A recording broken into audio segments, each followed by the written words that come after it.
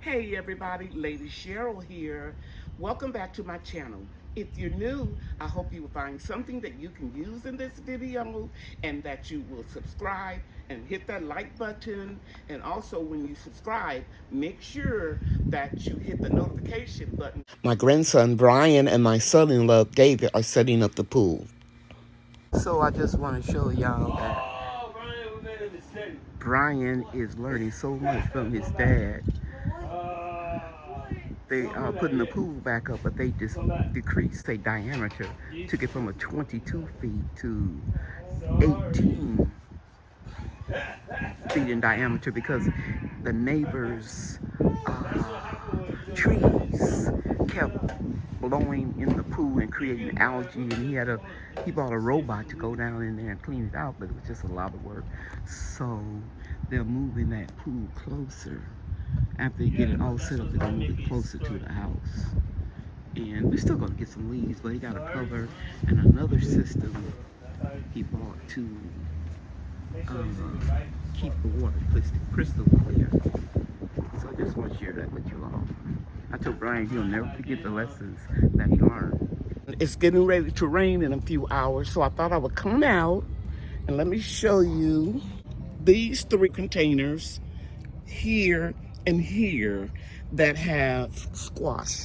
One's a butternut squash, and one is a dwarf squash, and then zucchini. And I had these little cups inside here because I wanted to leave space to put some basil.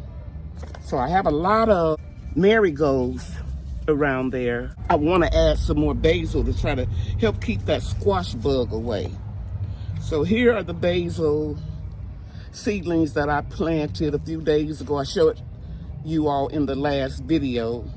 And I'm just going to come right in here and separate it. See that? And I don't care if it's like 4 here together, because this is just to repel some non-beneficial insects. And then I'm going to take it and put it right here, put one of them in this hole, and then just spread some soil around it, pressing it in firmly. So I got some room right in here. I'm just going to move this back just a little,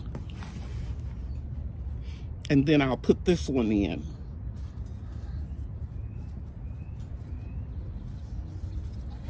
And when that basil gets to growing real good, that beautiful scent will disguise the squash scent. Now, a lot of people don't take off this little sheer coating that holds the pea pellets together, but I do, because in my compost, even after a year, I see that it hasn't broken down. Even though the roots will penetrate and go through this little coating, I still like to take it off. Okay, so I'm going to put another one right over here. And I'm looking to see if you can see that, and you can. And I'm just pressing it down because the roots are not at the bottom. I'm going to take off the little bad leaves of my squash plant. And yeah, that's it. We don't want those squash bugs and those squash vine borers. I have all 3 of the squash done. I'm not going to need this cage, but I left it here so that when I put the shade cloth all around here, I have something to anchor it to. This is the easy straw that I posted about. I use this because it has a built-in tack in this mulch that keeps it from flying away. And you know, it's real windy where I live. This was $17.99 at Tractor Supply, and it's $39 and something odd cents at Amazon.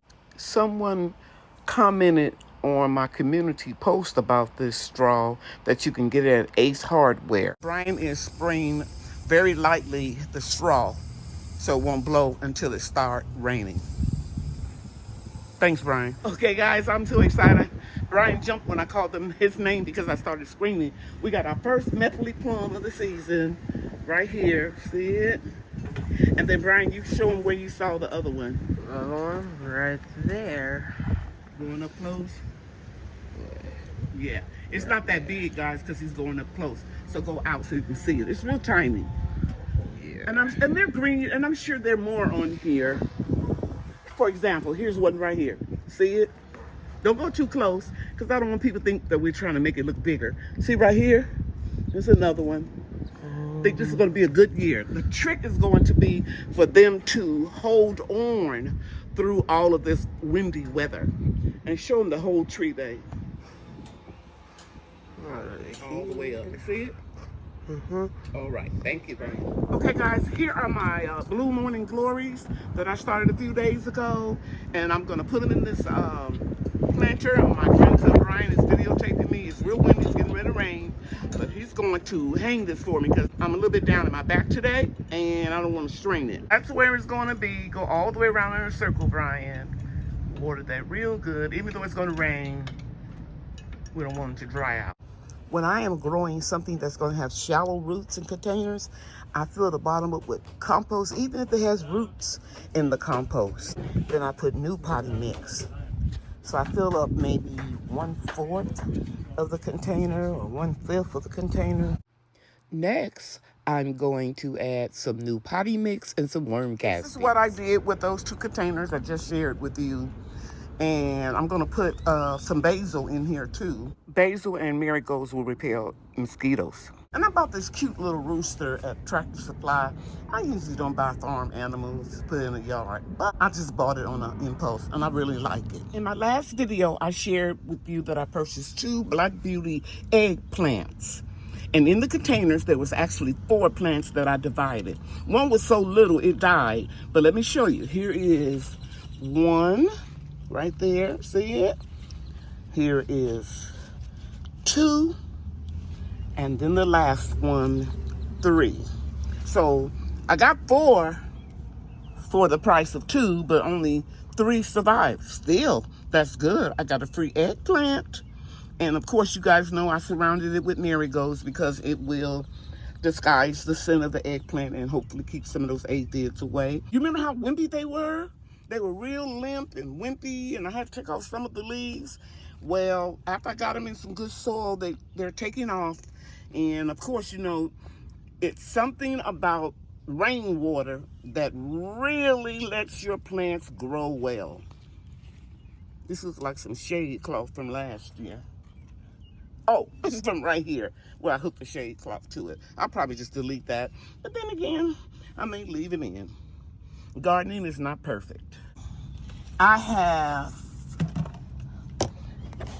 a couple of sunflowers I'm going to put over there in that corner because I have the second set of leaves on here. I think I'll just put one. Well, I see one coming here. I'll put these 2 in today. Okay, so I planted the 2 sunflowers and the okra seeds that I shared with you in the last video. And I could put a few more sunflowers in here if they germinate. If you're looking at this and you're wondering, why does she have all of that in that container? Well, it can accommodate it because it looks small, but this container is 25 gallons. It is Wednesday, April 2nd, and I'm going to plant these morning glories into this hanging basket that I have put compost and some old houseplant soil. Since I'm not going to be eating these morning glories, I thought I would just use something old in here. I thought I would show you the morning glory roots. They're real strong and long, and they're not hard to transplant. Some of them are smaller than the others, but they generally have a long root system. Okay, so I got them all potted in here, with the exception of this one. I'm gonna stick it down in here. You can see it's just beginning to open up. Let me find a little spot. I'll put it right here, and hopefully it'll do okay. You can still see the seed attached to it right here. And you can see this one as well. Anyway, I want to share a few tips with you. Morning glories are edible. The flower is. I don't recommend it. I tried one, it doesn't taste too good to me. But what you need to know is the seeds are poisonous. And what happens when the flowers die back, they will develop a seed pod. And if you neglect them or don't harvest them, the seed pod will crack open and fall into the container or on the ground, and you have morning glories growing everywhere. So I try to catch them. I like to deadhead all of my flowers. That way I know what's happening. You see that long root right there showing? I'm gonna stick that in there. You see it? Here's another one. Always go back and check everything before you water. Here's another one. I need to stick that down in there. And one right here, and a little bitty root right there showing. Just need to put a little soil around it. Okay, that's better. So let's go around it real good. Okay, so you can use it for garnish, like on a cake or something like that, but I don't recommend it. Make sure you don't let the kids, or children I should say, eat the seed pods. All right. Morning glory. It has been raining off and on for the last couple of days, so I'm going to give you a little brief overview of the garden. Harvesting out of the green stalks and planting some of my seedlings in there, little flowers, and I still have seedlings waiting to germinate, and I'll get them in a container or the green stalks. Plant is doing well. Tomatoes over here. And of course, you know, I have my daffodils in these containers. These are Dutch master daffodils. And then I have some over here as well as over there. And then I have some oriental lilies right in here. Here I have some hyacinth and marigolds. They'll be up pretty soon. And then we have some tulips coming in, and I have marigolds. And then I have a lot more zinnias planted right in here. And when they get the second set of leaves, I'll start planting them all over the garden. Trying to hang up this basket because I'm still down in my back. I'm taking it easy. Here I have some oriental lilies, and I'm gonna show you guys where I got more marigolds planted, and I'm gonna put some in here. And then I have oriental lilies, a lot coming up over here. 1, 2, 3, 4. Well, I only put 3 bulbs in each one, so. I showed you the eggplant earlier. Here's some tomatoes, okra and sunflowers. I harvested the spinach in here. I got it in the sink in the house. And we got marigolds, okra, and some black bearded iris. To try to keep insects off of my apple tree, I have some marigolds and marigolds in the pot. Some dwarf tomatoes. Over here I have marigolds, cucumber, and okra is doing really good. It's taking off now. And over here I have cucumbers, 2 different types, and okra. Daffodils. Got a lot of tomatoes and peppers and basil and marigolds. Begonias up there. Pansies, it's been growing since last year. I'm gonna harvest this kale and collards and cabbage. I have more dwarf tomatoes, and this is a regular tomato here. I think that's a celebrity. And pansies from last year, begonias, comfrey going in the ground, but it's not gonna be where those wood chips are right there because it has dye in it. I'm gonna put it right over there where that chair is. And this is the old swimming pool liner, and they've got the swimming pool up. And I'm waiting for oriental lilies to come up here. All of these are marigolds. Can't get enough of those marigolds. Peppermint, beefsteak tomatoes, and peppers in the back with marigolds and basil. And here is my dianthus from last year coming back. Blooming beautifully since the rain. Cherry tomatoes. We've got begonias here. Apple tree looks really good. I shared the plum tree over here. Let me walk back over here. I didn't show you the apple tree. I showed you the marigolds surrounding it, but it's getting ready to leaf out. Onions over here. Daylilies coming back from last year. 2 rose bushes coming back from last year. The zinnias are getting bigger. Let me go closer so you can see them. They were wind damaged, but the new growth on them is in good condition. More zinnias over there. Dianthus right there in that square pot. And these all came back from last year.